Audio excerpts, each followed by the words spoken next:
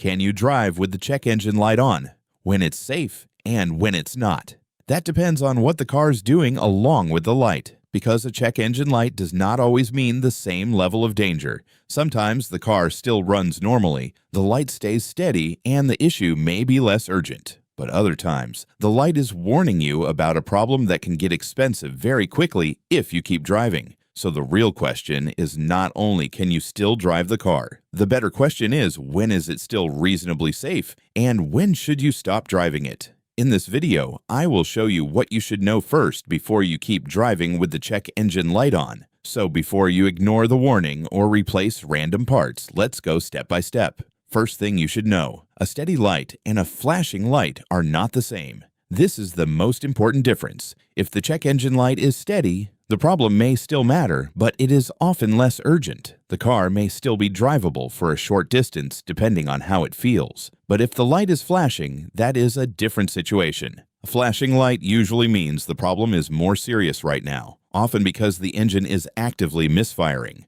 or something is happening that can damage the catalytic converter if you keep driving. So steady light does not mean ignore it, but flashing light usually means do not keep driving it like normal. Second thing you should know, if the car still runs normally, the risk may be lower. This is why many drivers keep going. The light comes on, but the engine still starts. It still idles fine. It still accelerates normally, and the car feels mostly okay. In that kind of situation, the risk may be lower for a short drive, especially if there is no shaking, no overheating, no major power loss, and no strange smell or smoke.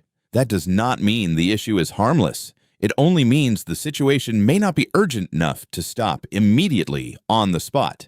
Third thing you should know, if the engine starts shaking, misfiring, or losing power, do not keep driving it like normal. This is where the warning becomes much more serious. If the engine is running rough, hesitating badly, jerking, shaking, or clearly losing power, the problem is no longer just a light on the dash.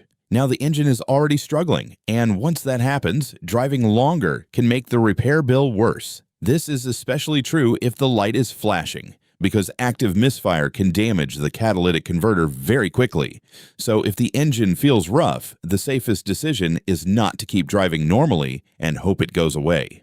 Fourth thing you should know, overheating changes everything. A steady check engine light is one thing, a hot engine is something else. If the temperature gauge starts climbing, steam appears, or the engine is clearly overheating, you should not keep pushing the car, because overheating can damage head gaskets, warp engine parts, and turn a smaller repair into a much bigger one.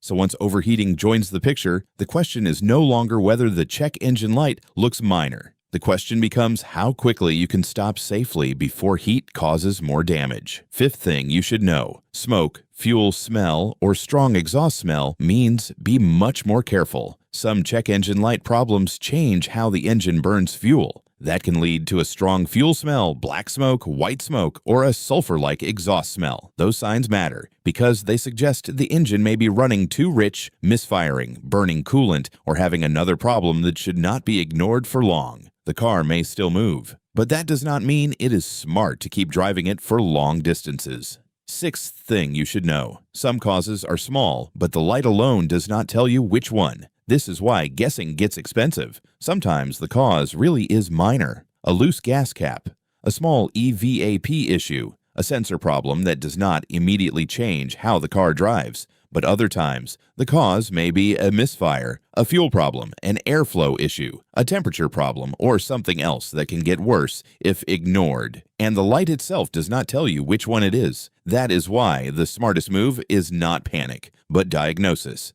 Seventh thing you should know, what you should do first. If the check engine light comes on, start simple. Ask yourself, is the light steady or flashing? Does the car still run smoothly? Is there shaking, power loss, smoke, or overheating? Then check the gas cap. Think about recent symptoms. And if possible, scan the car for codes instead of guessing, because once you know whether the issue looks minor or more serious, the next decision gets much easier. Now here is the big takeaway. Can you drive with the check engine light on? Sometimes, yes. If the light is steady, The car still runs normally, and there are no major warning signs. It may be okay to drive a short distance carefully to get it checked. But if the light is flashing, the engine is misfiring, power is dropping, the car is overheating, or there is smoke or a strong fuel smell, you should not keep driving it like normal, because the longer you drive with a serious check engine light problem, the bigger the repair can become. So let's quickly recap. If the check engine light is on, a steady light may be less urgent. A flashing light is more serious. A smooth-running car may still be drivable for a short distance, but rough running, power loss, overheating, smoke, or strong smell change the situation immediately. And the smartest first move is to scan for codes instead of guessing. And now I want to hear from you. When your check engine light came on, did the car still feel normal? Or did it come with misfire, power loss, or another serious symptom? Comment below with what happened on your car. And if enough people mention the same issue, I will make the next video on how to tell whether a check engine light is likely minor or a sign you should stop driving right away.